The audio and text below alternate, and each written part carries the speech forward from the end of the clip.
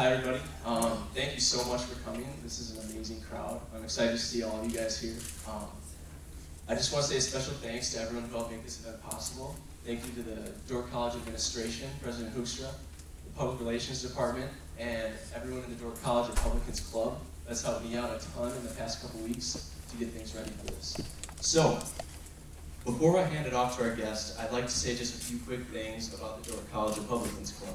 My name is Steve Kelly. I'm the chairman and founder of the club, and our goal is to engage college-age students in the political process. And we have a really unique stance in Iowa with the whole caucus cycle and the fact that Iowa votes first.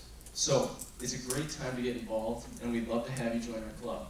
If you're interested, you can come on up and sign up on our form up here and grab some more information. And if you're looking to get even more involved, we do have leadership roles available in the club. So if you'd like to help out more, plan these kinds of events, and get more involved, please talk to me.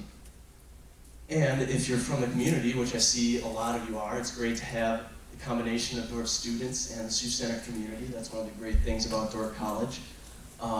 We need your support too. I appreciate all of you for coming here today and supporting us with your attendance. But if you're interested in supporting us and being a sponsor of our club, I have information on how you could possibly donate to our club to help support our cause, because we have some great plans on what we want to do, and we can't do that without your help. And the more support we get, the better job we can do.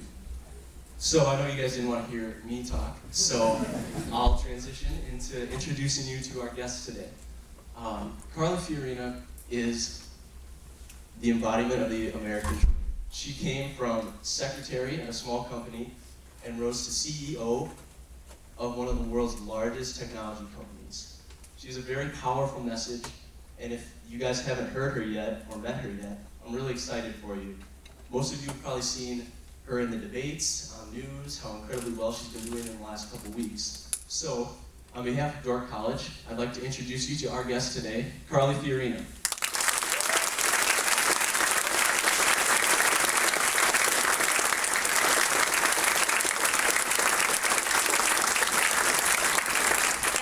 Much, and thank you, Stephen, for that great introduction and for your leadership of college Republicans. It really is so important in a citizen government, and that is what we live in. The United States of America was intended to be a citizen government.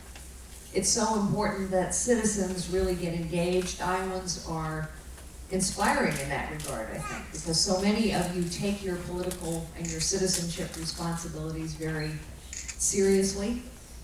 For those of you who are in college, it may seem as though politics doesn't maybe have a whole lot to do with you, or it maybe even seems silly much of the time.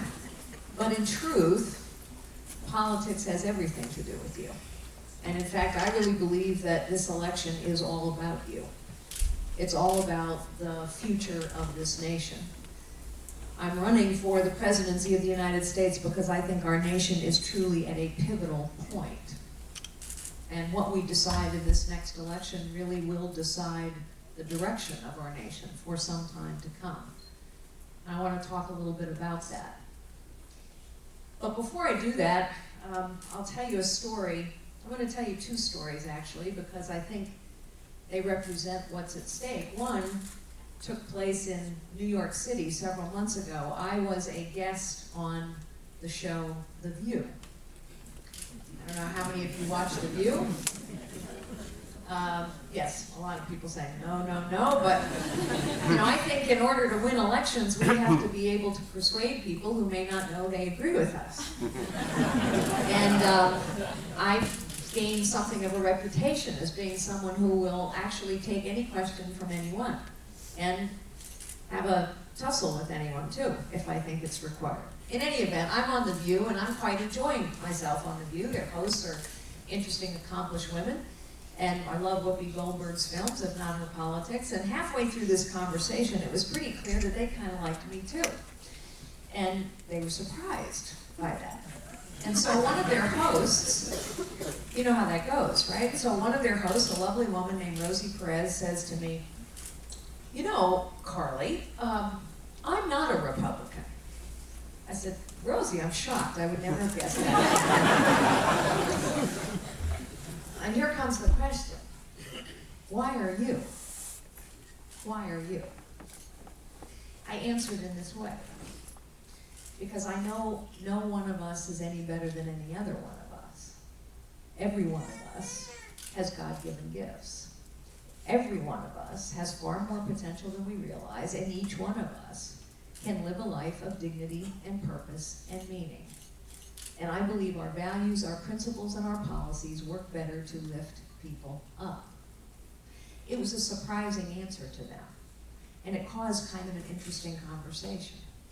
And I do think that one of the things that we need to do in this election and beyond is reintroduce people to what Republican values and principles are really all about, as a wing of their party is really all about.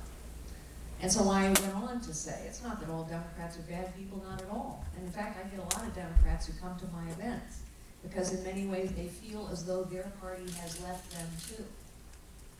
But the truth is that progressives don't believe that every one of us is gifted by God. Progressives believe that some are smarter than others, some are better than others, some are going to take care of others, and some actually have no opportunity to do anything meaningful in their lives, but never mind, we'll take care of you. I personally think that's the height of disrespect and disregard for other people. But I think we have to have that debate in this nation. Because I think when we tangle people's lives up in webs of dependence, such as we have done in generation after generation, we are disrespecting them and disregarding their capabilities. I think when the head of the Chicago Public Teachers Union says that teachers can't be held accountable for the students in the classroom because too many of those students are poor and come from broken families, that is the height of disrespect and disregard for those children and their ability to learn and move forward in their lives, which has nothing to do with their economic circumstances and everything to do with their God-given gifts. I think that's a conversation we have to have in this nation in 2016. Now I'm going to tell you another story. And it's one of the reasons I think we're at a pivotal point, and it's one of the reasons that I'm running for president. Maybe 2 trips ago here to Iowa, I met a poultry farmer. His name was Colin.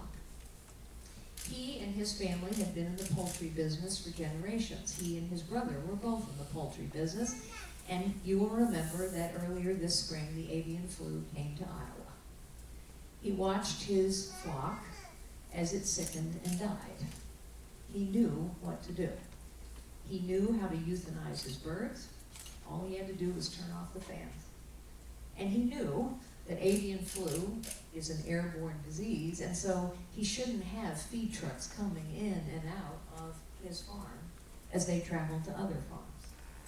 But Colin was told, along with all the other poultry producers in this state, that it didn't matter that they knew what to do because the federal government had a plan. The U.S. Department of Agriculture in Washington, D.C. had a plan that they had devised 10 years ago about how to deal with avian flu. Nothing about this story is exaggerated, ladies and gentlemen. And so, the government bureaucrats told Colin, you can't do anything until we get there. You can't euthanize your birds. You need to keep feeding them. We'll let you know when we're ready to come.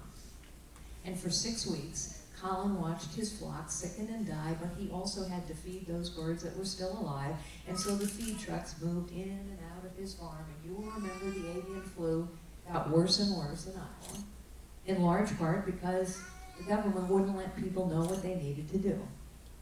And at the end of that 6-week period, just imagine for a moment that you have spent your whole life building up your poultry business. Imagine for a moment that you know exactly what to do. Imagine how depressing it would be to sit on your farm surrounded by dead and dying birds. And finally, after 6 weeks, 6 bureaucrats came to Colin's door, and he said, you know, they didn't know a thing about the poultry business. They didn't know a thing about anything. I told them what needed to be done, and they said, no, we need to follow our plan. And they told me what to do. Now, if you think that story is just some story, it's not. This is happening all over our nation.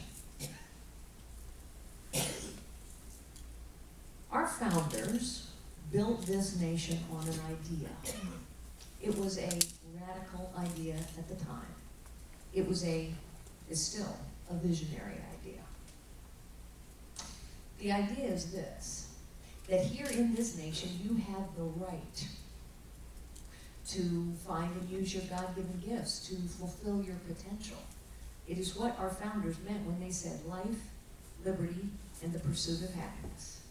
That everybody had a right to that here, and this was the radical part, that right came from God and cannot be taken away by man or government. I started my career typing and filing and answering the phones for a little 9-person real estate firm. I had no plan to become a CEO. I found that I would run to a problem. Every time I ran to a problem, I found people who knew how to solve the problem. They'd just never been asked. And so I would ask them, and I would listen to them, and together we would solve the problem, we would produce results.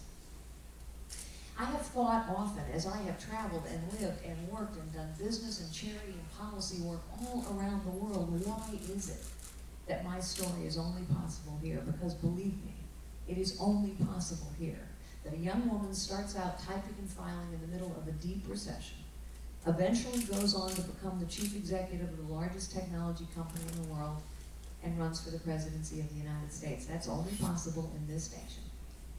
And it is possible because of that idea that here you have a right to fulfill your potential, to life, liberty, and the pursuit of happiness, and that right comes from man and cannot be taken away from God and cannot be taken away by man or government. What does the story about Colin tell us? That we have reached a pivotal point in our nation's history where the potential of too many Americans, indeed the potential of this great nation, is being crushed by the weight, the power, the cost, the complexity, the ineptitude, and the corruption of the federal government of this nation.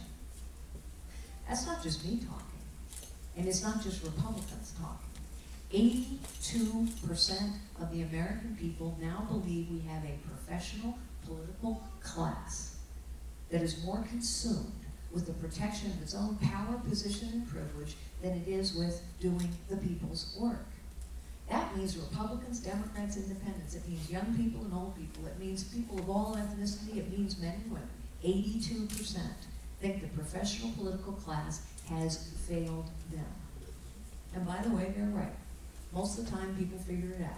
Whatever issue you care about, whatever your cause, whatever festering problem you hope would be resolved by now, the professional political class has failed you because the problems continue to fester and the issues and the causes aren't getting better. 75% of the American people now think the federal government is corrupt. Gallup has been tracking these numbers for decades. 75%, it's the highest percentages ever. And once again, 75% says it doesn't matter if you're a Republican, a Democrat, an Independent, doesn't matter whether you're young or old, man or woman, doesn't matter. You think the federal government's corrupt and the political class isn't doing its job. This, ladies and gentlemen, is the definition of a pivotal point. And at this pivotal point, we have to decide which direction to go.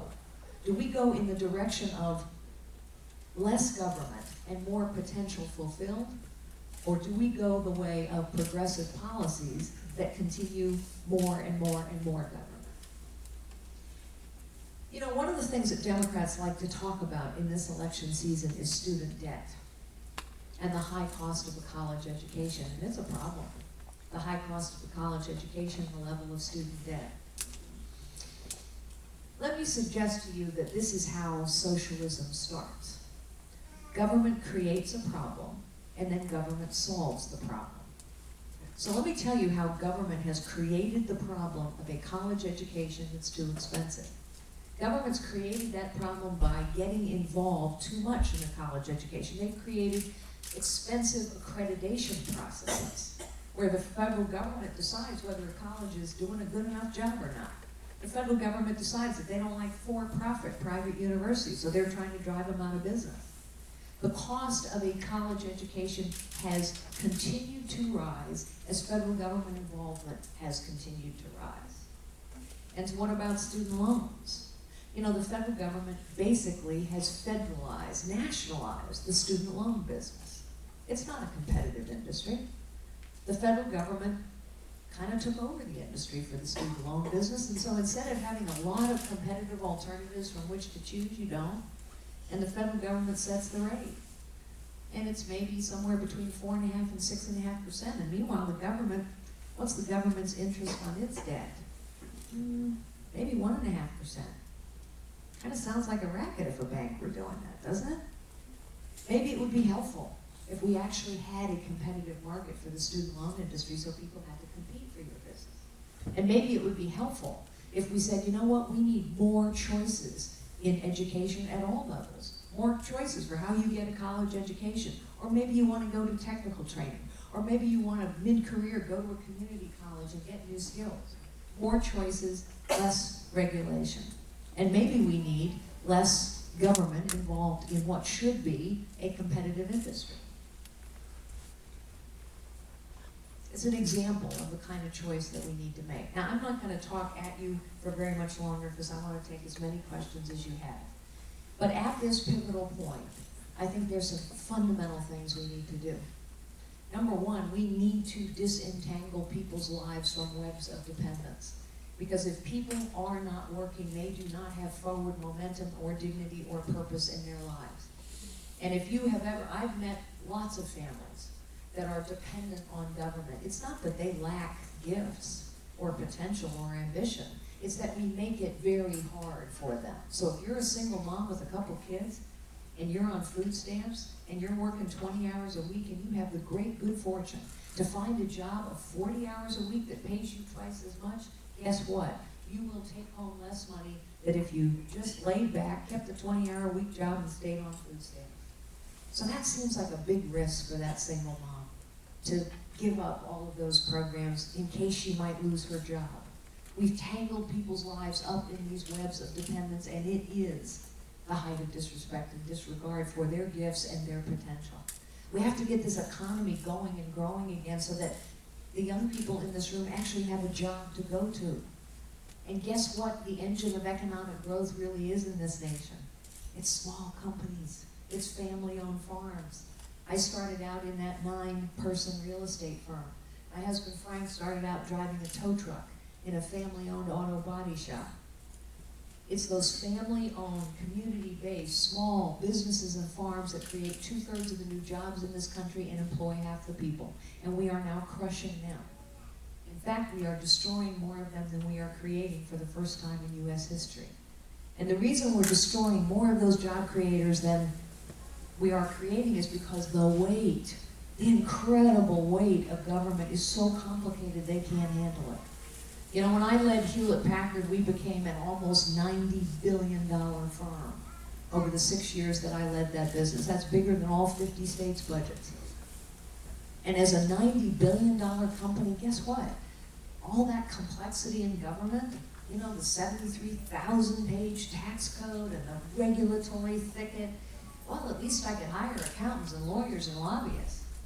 But the 9-person real estate firm can't. So we're crushing them. You talk to one small business owner or one family-owned farmer that you know and ask them, is it easier now than it used to be? And they'll tell you no. And about half of them will tell you, I couldn't start this again. And another half of them will say, honestly, sometimes I just feel like it's not worth it anymore. When we crush the engine of economic growth and job creation in this country, we crush opportunity for so many Americans. Second, we got to cut this government down to size. It is out of control and unaccountable. And whether Republicans or Democrats have been in charge, here's the truth. Every government agency has gotten bigger and bigger for 50 years. That's the truth. The government spends more money every year. And yet, why is it? Imagine if you ran your own budget, whether it's your college budget or your home budget or your business's budget. Imagine if you ran your budget in a way where you got more money every single year, and despite that, when somebody said it was time for you to do something important, anything important, secure the border, fix the VA, answer taxpayer questions on tax day, reinvest in the military. Whenever you were asked to do something important, your answer was, I need more money. That is what the federal government is doing. It gets more money every year, and yet every year when you ask them to do something important, the answer is, I need more money. Because we never prioritize your money. So we need to cut this bureaucracy down to size and actually hold it accountable. We need to know how your money is being spent. We need to prioritize how we spend it. This is pretty basic principles, and yet somehow the political class has never gotten it done. And finally, we need to lead in the world again. We actually need to lead in the world again. It doesn't mean rushing off to war, but having spent a lot of time in the world and knowing more world leaders than anyone else running, with the possible exception of the Secretary of State, but I didn't do photo ops. I had private meetings. I know that when we don't stand with our allies and we don't confront our adversaries, then the world becomes a more dangerous place and a more tragic place as well. 43 million people are displaced from their homes every year now because of conflict. Rape, sexual slavery are on the rise as tools of power. The world's a very tragic place when we don't lead. Those three things need to be done, and they will require leadership. So, I'm going to stop at this and take your questions, but I believe in 2016, we're going to have a fight for the future of this nation, a fight for what kind of nation do we want to be. Do we want to be, once again, a citizen government where we celebrate the God-given gifts that each and every American has, regardless of their circumstances, where we give every American an opportunity to fulfill their potential? Or are we going to continue to be a nation where government gets bigger and bigger and the people get smaller and smaller? And I think we're going to have a nominee who's willing to have that fight. But I also think we're going to have a president of the United States who knows how to do the job now. And the job needs doing at this pivotal time. I think what that takes is somebody who actually understands how the economy works. Our president needs to understand how the world works and who's in it. She must understand bureaucracies and what it takes to hold them accountable and cut them down to size, because that's what our government is, a bureaucracy. She must understand technology, because it's a tool. It's a tool that can be used to re-engage citizens in the process of their government, but it's also a weapon that's being used against us. And finally, and perhaps most importantly, our president needs to understand what leadership is. Leadership is not about title or position or your big office or your big parking space or your big airplane or your big helicopter. Leadership is about none of those things. Leadership's job is to challenge the status quo. It's not about beating your chest. The highest calling of leadership is to unlock potential in others. And now we need a president who will unlock the potential of this great nation. So I will close with this thought. One of my great heroes is Margaret Thatcher. Margaret Thatcher led her nation during a pivotal point. And she said this to her countrymen at one point in her campaign. She said, I am not content to manage the decline of a great nation. Well, neither am I. And I think we have been managing the decline of this great nation for far too long. I am prepared, with your support and your help, now and later, I am prepared to lead the resurgence of a great nation. And I believe that's what's at stake in 2016. Thank you so very much, ladies and gentlemen. I will take your questions.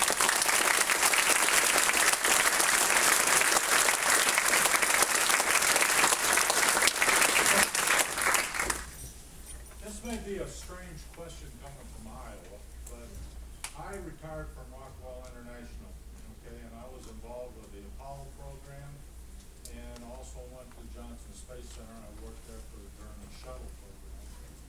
And now I'm very upset because Obama has killed our space program.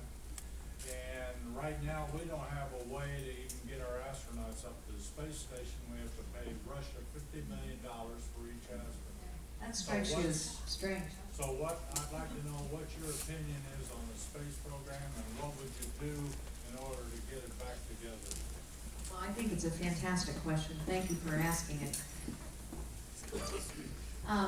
Several years ago, when President Bush was still in the White House, I was on a commission for him to examine our space program.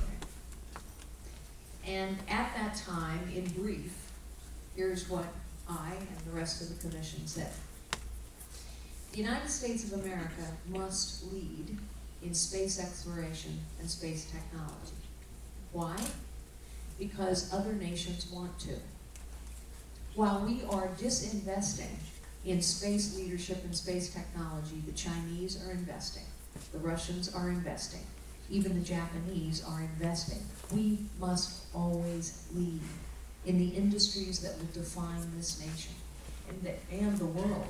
There are certain industries that are defining of the 21st century. Space exploration and space technology is one of them. Energy is another one of them. Buy in every one. For a whole set of reasons. Because if we don't, nations that aren't very friendly to us will. Because when we lead in space exploration and space technology, what happens? We innovate, we learn things, we create marvelous opportunities for engineers and scientists, and because it is in our nature to explore. Also, I said in that commission that we need to have the right kind of collaboration between the private sector and the public sector, because there are certain things that the private sector does better than the public sector. There are other things that only government can do. You know, only government can secure a border, for example. Only government can protect our nation. Government can play a really important role in doing basic research that no one else has the ability to do, or in acting as a customer for new technology. So there needs to be a collaboration. I think it's great that we have private companies like SpaceX, but we cannot hand over to a commercial enterprise the things that only the federal government can do.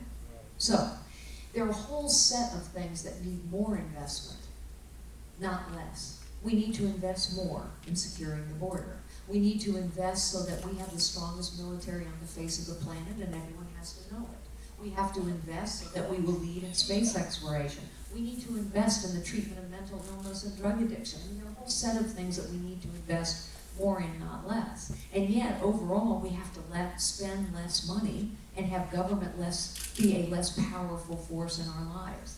And so what's the only way you get both of those things done? Both to invest more in what's important and spend less overall. How do you do that?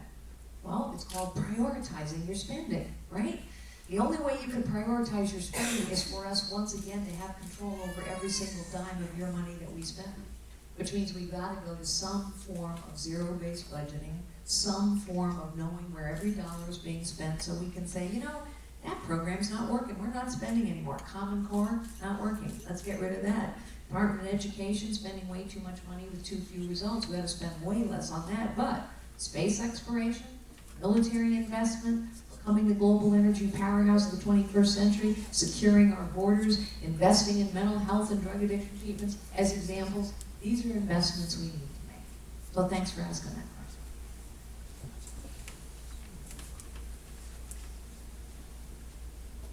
Am I missing someone? Yes, ma'am. If you were elected, what would you do in your first day in office? My very first day in office, I would do 3 things. First, I would make 2 phone calls. The first phone call would be to my good friend Bibi Netanyahu, the Prime Minister of Israel, to reassure him that we will stand with the state of Israel always.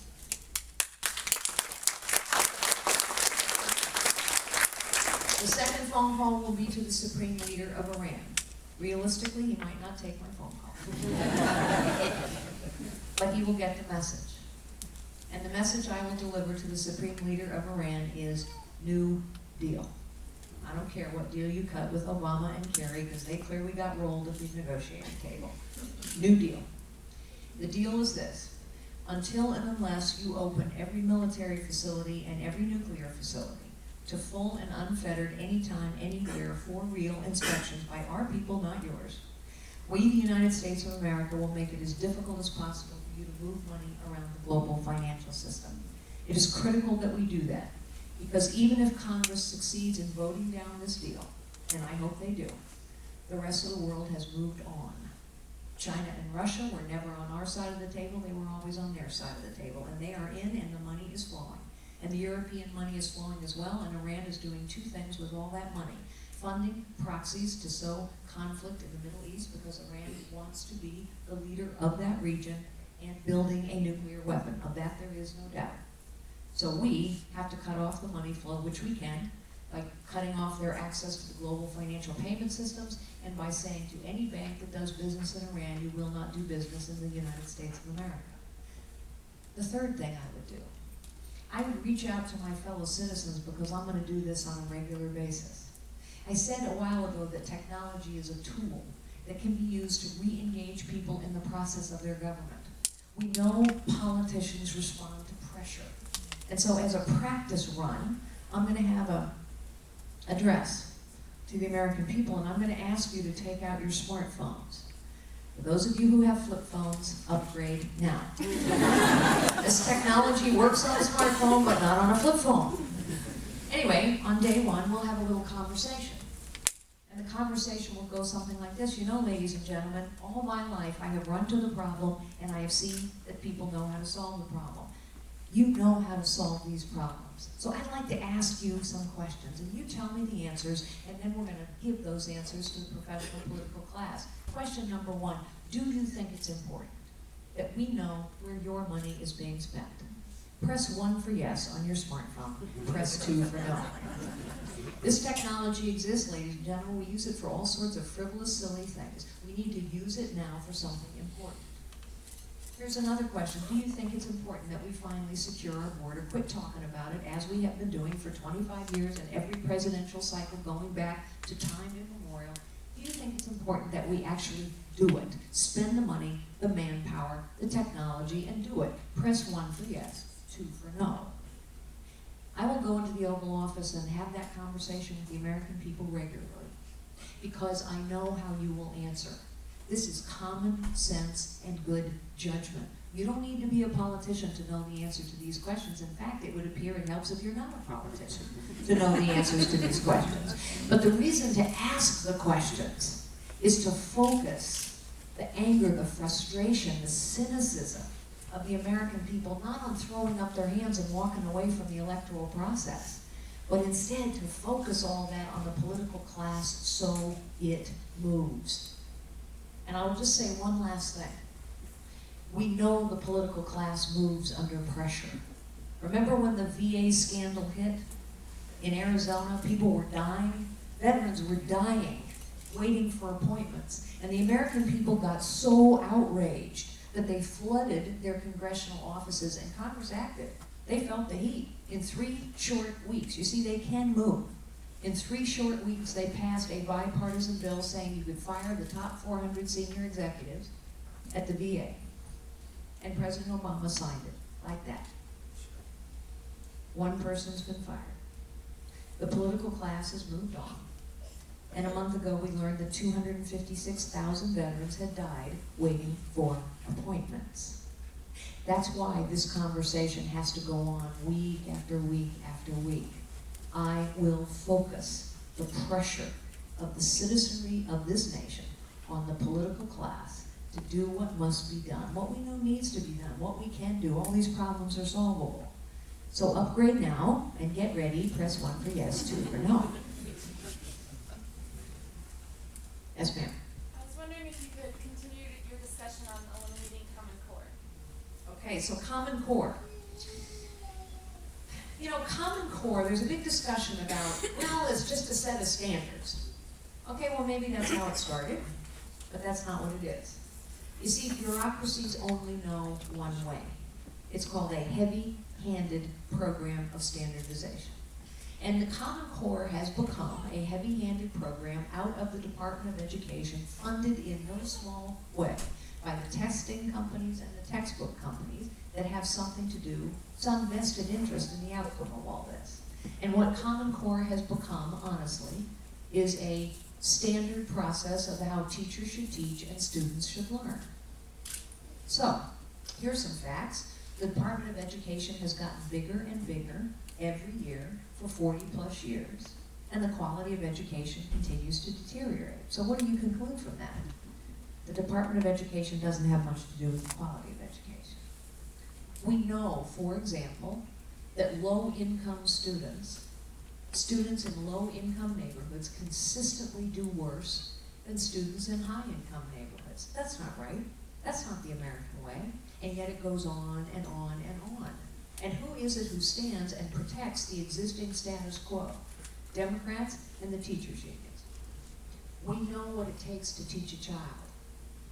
You know, I was at an education summit in New Hampshire last week, and I was asked about technology in a classroom. And I said, yes, technology in a classroom is really important, but you know the most important thing is a great teacher. I'm 60 years old, and I rattled off without a moment of hesitation. Miss Dunleavy, Mrs. Lewis, Mrs. Coker, Mr. Nordinger, and Mr. Cross. Those are my 2nd, 3rd, 4th, 5th, and 6th grade teachers. Why do I remember their names? Because they lit up my mind. That's what a great teacher does. So, I believe we have to push money and accountability out of Washington into the states and the communities. I believe every single parent must have a real choice so that their kid has a real chance. When parents have a choice, and kids will have a chance. And if they're in a failing school, they can leave a failing school. They can go to a charter school, a magnet school, a parochial school, a voucher program. They can go to homeschooling. In Nevada, there's an interesting program where literally a child carries federal funding with them. And no matter where they go, they take that federal funding with them. That gives a parent a choice. That gives a community real accountability, and that means every single kid in this nation gets a chance. And this must be a nation where every child has a chance, and that means we have to educate them all, regardless of their circumstances. Yes, sir. What's your plan for ISIS? ISIS. So ISIS has to be defeated. They have to be defeated. They are evil beyond belief. They literally are intent on taking the world back to the Middle Ages. I was believe it or not, a medieval history and philosophy major in college. This is why I started as a secretary.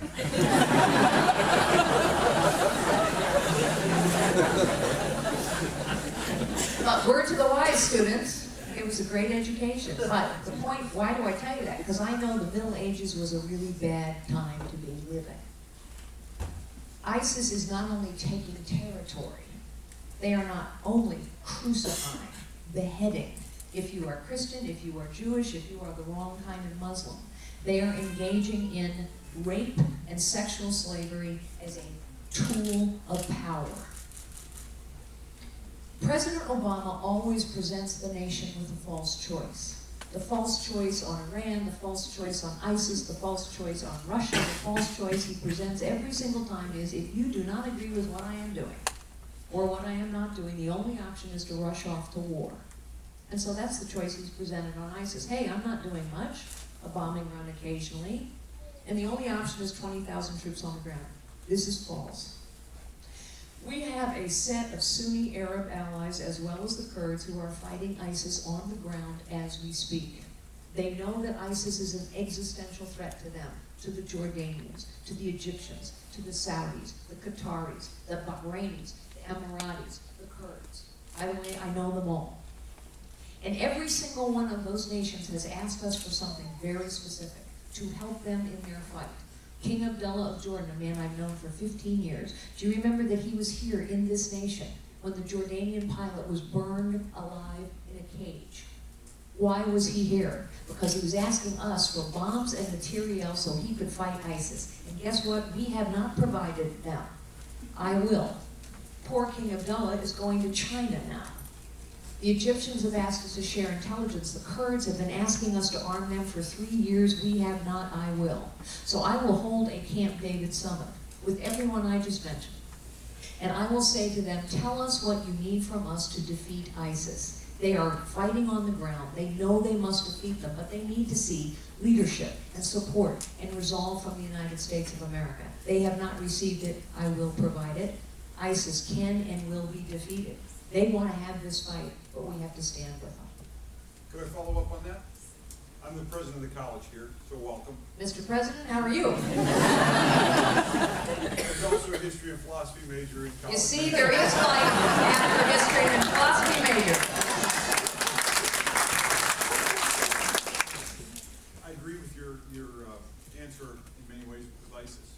something in common with ISIS and Dordt College. They're religious people working out their religion. Now, they do it in morally reprehensible ways. However, we have a hiring standard at Dordt that we believe in from a religious perspective that many in this country think is now morally reprehensible. How will you help us continue to be a religious college or a religious adoption agency or a number of things? Again, I support religious freedom for far more than just Christians, but I'd like to hear you on that. Well, thank you for asking that question. And first, I'm glad that you said what you said about ISIS. Our president is afraid to say it, but ISIS is acting out their view of their religion. That's a fact. We ought to say that, otherwise we can't defeat them. We ought to be as brave as the president of Egypt, who said when 21 Coptic Christians were beheaded on the Egyptian beaches, he went to see the 5 top imams in Cairo and said to them, there is a cancer in the heart of Islam which only you can root out. He was honest enough to call it what it is.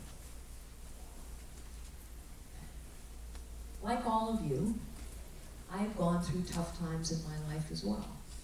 I've had many wonderful opportunities. I have a wonderful family, a husband of 30 years. But I've battled cancer.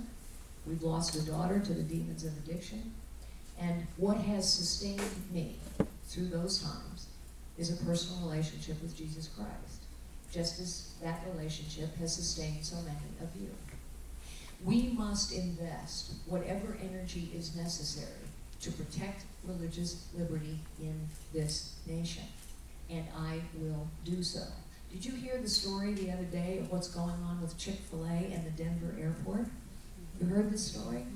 Where Chick-fil-A is applying for a license to sell in the Denver International Airport, and 2 city council members of the Denver City Council have decided they don't like the fact that the owner of Chick-fil-A has expressed his point of view about the recent Supreme Court decision on gay marriage, and so they have decided that Chick-fil-A shouldn't be allowed to operate in the Denver airport. This is called thought police, ladies and gentlemen. This is called a shakedown over somebody's beliefs. This is unacceptable. It's not American. We have to protect religious liberty at all costs. But I would also honestly go one step further. You see, I believe, whatever your faith, and I'm a Christian, but whatever someone's faith is, people of faith make better leaders. We need more faith in the White House, not less. Why? Because as people of faith, we have humility. We know that there is a larger purpose than our own selfish egos. As people of faith, we have empathy. We know that any one of us can fall, and that every one of us can be lifted up. And as people of faith, we have optimism. We know that things can be better, that people will rise to the occasion under the appropriate circumstances. And without humility, a leader cannot be restrained when they need to be restrained. Without empathy, a leader cannot feel for those that they are acting on behalf of. And without optimism, you can change nothing. I think we need more prayer in public life, not less. Because prayer, not to force our religion on someone else, but what is prayer? Prayer is a moment of quiet. It is a moment of contemplation. And we are in a really noisy, complicated world where everything's coming at us every 5 minutes. I think it's helpful sometimes to stop and bow our heads and reflect on something bigger than ourselves. Thank you. You're welcome. Yes, sir. I appreciate what you're saying about the need to disentangle people from religion.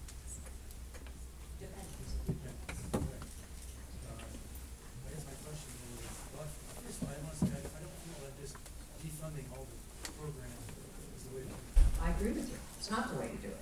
That's good. And then, my question, how would you proceed, and how, if you have a plan, how would you ever get Congress to do anything about it? So, the gentleman, I don't know if you could hear everything he said. I'm sorry, I should have handed you the mic. But he said, I agree we need to disentangle people's lives from webs of dependence, but not just by defunding programs. I totally agree. And how are you gonna get Congress to go along with this? So, what we need to do first is do a top to bottom audit of these programs. We never audit anything in the federal government, really. We never decide that there are results that have to be met. The reason I start with that is because we know for a fact, based on Inspector General reports that have been issued, that there are some of these programs that simply don't work. They literally don't work. They're not helping anybody. We have 23 different job training programs and they have no impact.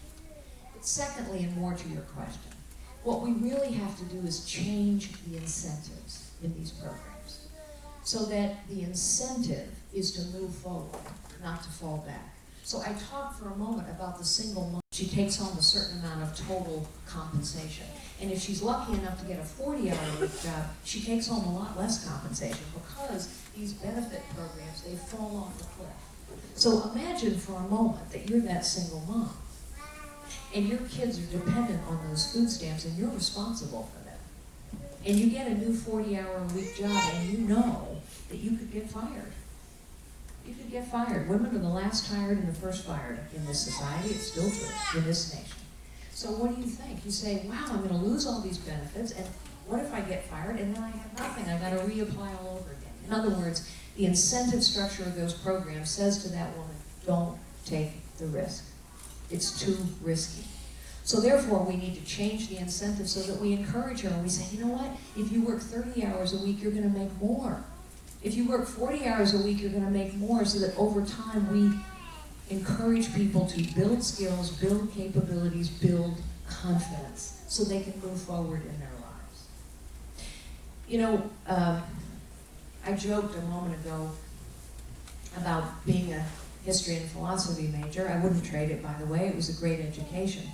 But it also reminds me of advice that I give young people all the time. I always say, don't wait for the perfect job. Just get a job, any job. Because any job you get, you will learn something about yourself, about the world. You'll learn skills that will allow you to get a better job. That is the attitude we have to have about Americans as well, regardless of their circumstances. Get a job so that you can build confidence and move forward in your life. So that's what I mean when I say disentangle people's lives. And by the way, that's why we have to have jobs. That's why you've got to get this economy going and growing again. Because if you're growing at 2%, there aren't the jobs for them to go to. Yes, sir.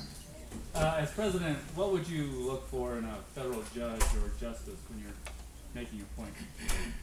You know, we were just talking about the Supreme Court decision, and so we now know how important it is. Whatever you thought of that decision, Supreme Court justices have huge power. I grew up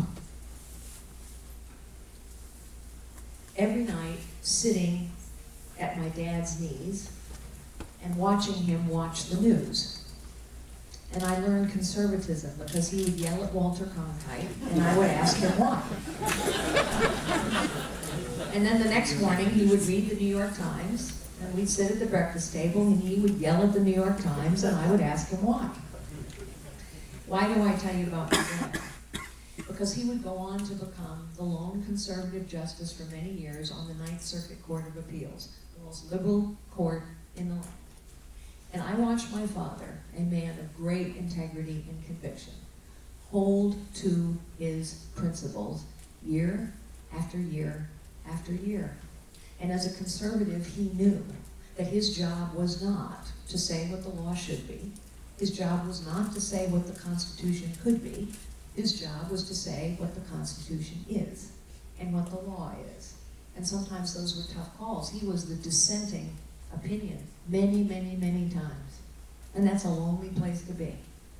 He was very proud of the fact that every time the Supreme Court reversed the Ninth Circuit, which they did frequently, they would point to my father's opinion. So, the answer to your question is, I would appoint Supreme Court justices, men and women, like my dad. Excuse me. We have time for one more question. One more, okay. She'll have plenty of time to say hello. Mix and mingle and, yes, sir. How would you address growing racial tensions in the country? are a nation divided today along so many lines. And politics has a big part to play in that division. We tend to argue at the extremes. It is also true that Democrats have played identity politics for a long time. What identity politics means is the Democrat Party, not Democrats as individuals, but they put people into identity groups. I'm a woman, I only care about women's issues. As a woman, I must tell you, I find that insulting. You're an African American, you only care about this issue. You're Hispanic, you only care about that issue. In other words, they divide people into identity groups and then they pit one identity group against another. Ask yourself this: have African Americans gotten better in the last 6 years? Have their circumstances improved? No, in fact, African American youth unemployment is at record highs. 4 million women have fallen into poverty under President Obama. These policies aren't working. So, we must embrace all the richness of the diversity of this nation. We have always been a diverse nation. It is part of our strength. But we must always recognize also that every American is equal in the eyes of God and has to be equal in the eyes of the law and government as well. It's a wonderful last question because it reminds me, I talk often about Lady Justice. You know, if you look at Lady Justice, you'll see she holds a sword because she's a fighter. She's a warrior for values and principles that have made this nation great. She holds a scale. And the scale, I think, reminds us that if all of us are equal in the eyes of God, then every one of us must be equal in the eyes of the law and government. Powerful and powerless alike, no matter what you look like. But the most important thing of all to me is that she wears a blindfold. And I believe that is a reminder that in this nation, in this century, it cannot matter who you are. It cannot matter what you look like. It cannot matter what your circumstances. It cannot matter how you start. Here in this nation, it must be true. It actually can be true if we will approach our problems in the right way. It can be true that every American's life, regardless of what they look like, is filled with the possibilities that come from their God-given gifts. One nation, under God, indivisible, with liberty and justice for all. We say those words so often. Those words must be the guiding principles of every policy we enact, and they will guide my presidency every day. Thank you so very much, ladies and gentlemen.